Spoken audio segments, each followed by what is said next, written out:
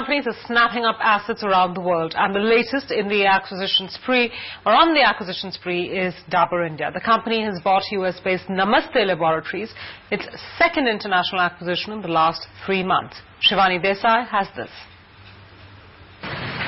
It's the second overseas acquisition for Dabur in less than 3 months. Dabur has bought US-based hair care company Namaste Laboratories for 446 crore rupees.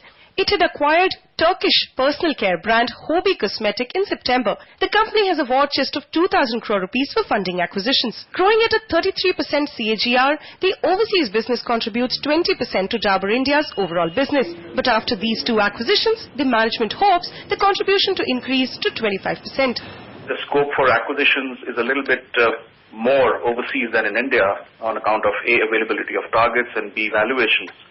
So I suspect the overseas business would grow on a trajectory much steeper than the India business. And while I don't have any specific numbers here, I will not be surprised that, say, 6 or 7 years from now, overseas business is as big as the India business. Though Dabur is quite bullish on its overseas plans, analysts spell caution on account of execution risks.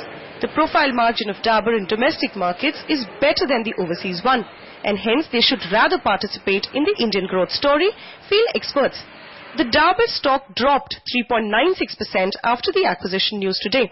It's like, yes, you will get in growth, but at the same time you also get in lots of risk with regards to execution, number one. Second, sovereign risk, currency risk.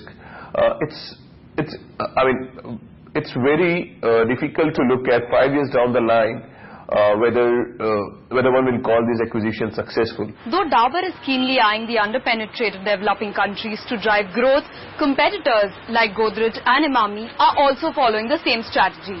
So the challenge for Dabur will be to maintain its foothold in the domestic market while trying to shore up its share in the overseas market. In Mumbai, Shivani Desai for NDTV Profit.